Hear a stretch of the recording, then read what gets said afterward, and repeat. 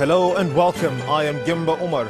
Tonight, 2 days to Christmas, fuel scarcity worsens across Nigeria as the Department of Petroleum Resources continues to shut down petrol stations over hoarding and hoarding of the product.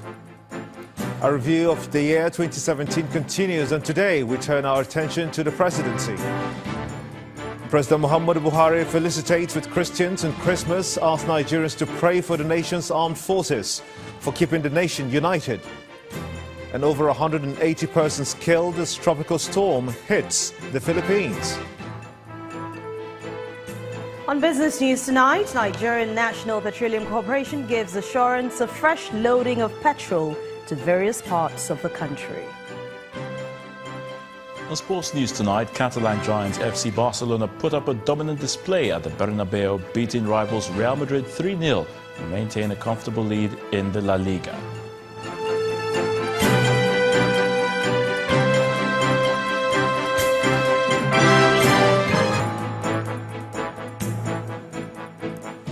We begin tonight with an update on the fuel crisis in Nigeria. From all indications, it appears the situation is getting worse by the day. Queues are getting longer at filling stations across the country, and the price of petrol has risen sharply beyond the fixed pump price. Black market operators are springing up and selling at exorbitant rates. The situation seems to have defied all solutions, but the Department of Petroleum Resources, the DPR, is insisting that the queues are artificial and the scarcity is caused by the activities of petrol station owners who hoard the product. And to make real their position, the DPR today sealed at least 14 filling stations in some parts of the country for hoarding petroleum products and other sharp practices. Nigerians are not smiling. The fuel crisis is biting really hard. Queues are getting longer and car owners are paying more to buy fuel. But the Department of Petroleum Resources, DPR, is insisting the scarcity is artificial, and they are accusing owners of petrol stations of hoarding the product. In Ogun State, DPR officials moved from one filling station to the other to ensure that those under lock are not hoarding fuel. But some of them could not hide for too long as they were caught hoarding. Some filling stations, they have fuel, but they are hoarding and they are not selling. Some of them are selling above pump price, as high as 180 naira, 200 naira per litre, which is against the government policy, which is supposed to be 145 naira per litre. DPR officials in Katsina State have also been on a fact-finding mission. They have been checking storage tanks across the state capital and found 10 filling stations culpable. We met them selling at 190. On citing the DPR team, they decided to reverse the price to 145 naira per litre. Selling above the government price, it has its own sanction. But now we want to monitor the sales until all the product is exhausted. Then we seal the station, then we give them the sanction to pay to the government coffers. The government agency is talking tough and ready to close down more filling stations, but the reality of it all is evident on the streets across the country, where the long queues have brought more hardship to people than the needed smile.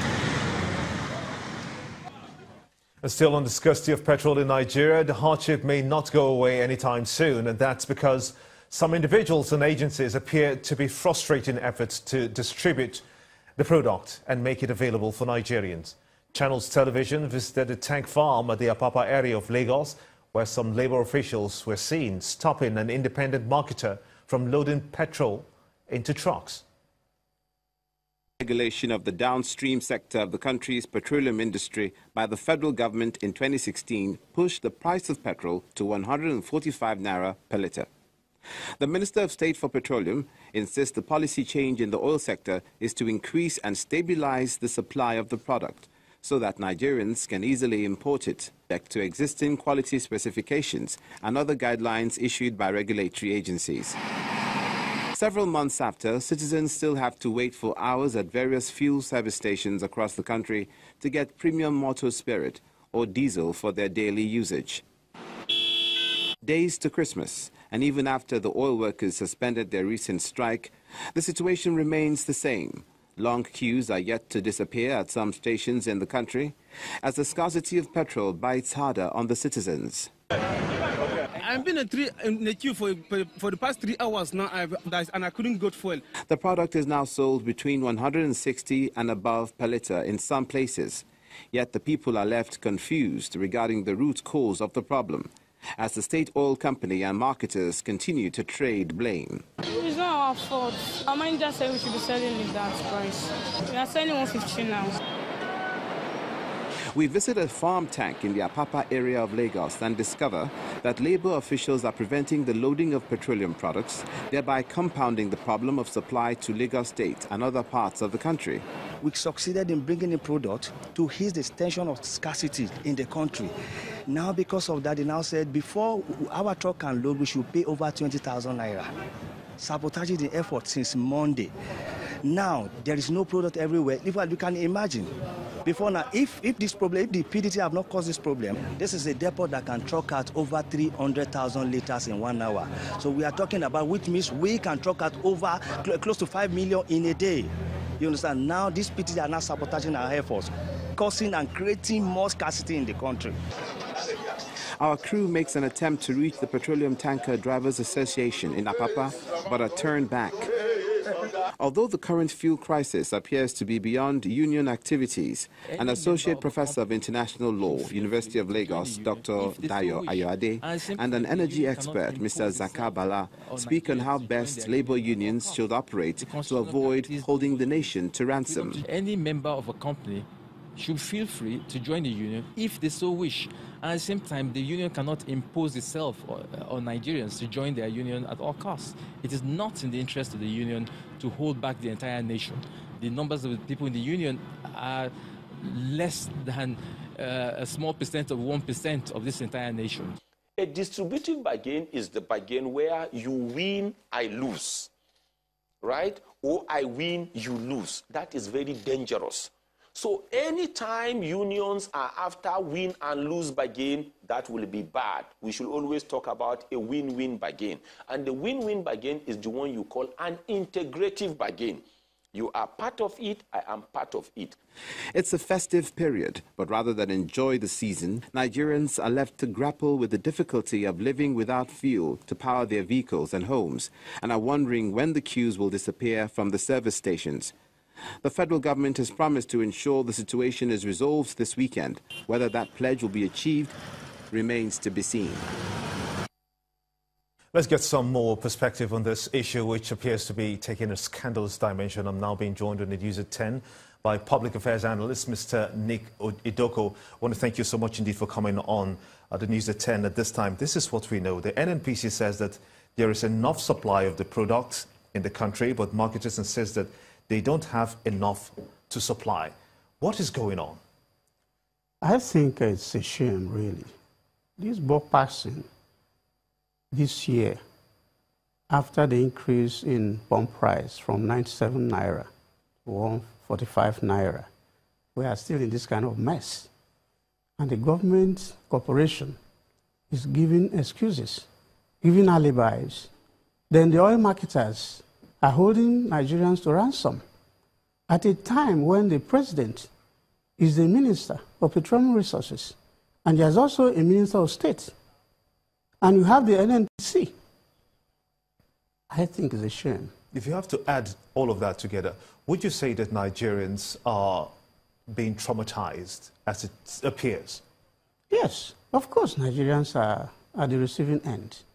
And I say that it is actually a huge risk for doing nothing. And this is exactly the manifestation of the risk of doing nothing. That's what Nigerians are facing today, because they have refused to do nothing. If you look at the trend of this and looking at how the prices of petrol have been increased in the past, and the scarcity of it has prompted people to demand at all costs, say, just give us the product, and then we'll pay for it. and that has resulted in an increase in prices. Do you think that's the situation we're headed towards now? I think so. There are rumors. The rumor mill is agog again. That the plan actually, and it is the pressure being brought upon the government by the oil marketers. There is a plan to increase the pump price again to 200 naira. But must Nigerians be put through this kind of suffering before pump price can be increased? Planned by who? Well, the oil marketers, I understand, that's the rumor, are putting pressure on government to increase because they are complaining that they are not making money. And this has always been their complaint. So what sort of country is this? And for me, it is appalling that the government of the day, cannot come on top of the game. I don't know what is happening in this country. And that is why I keep saying that the risk Nigerians face is because they have refused to do nothing. They refuse to challenge the status quo. And they keep going in this rigmarole, suffering every moment of the time. Will this translate to saying that the product petrol has been deregulated? It hasn't been deregulated. Not officially? Not officially. But this will suggest that it is heading towards that direction? Well, that's what they keep saying, that they are going to deregulate fully. This is partial deregulation. The refineries are not working. There is suggestion that they should use modern refineries. Government cannot put that through. Till today, nothing has happened in that regard. Meanwhile, government officials, government agencies, law enforcement agencies are chasing the people using modern refineries in the creeks who are even making the contribution. Why don't you empower them? Since you cannot even put the refineries to work. Each time we have this story to tell, what a mess. Are we in a banana republic? The DPR has closed down so far 14 filling stations just today. Do you think that will deter It will not deter them. It will not deter them. Because these are profiteers. It will never deter them. Some are suggesting that there is petrol, but they are hoarding because they are waiting for this announcement, which may not come. I don't know if it will come. It may come, it may not come. Do you think sanctions can be applied in this situation where a hoarder is caught? But the DPR is not doing enough.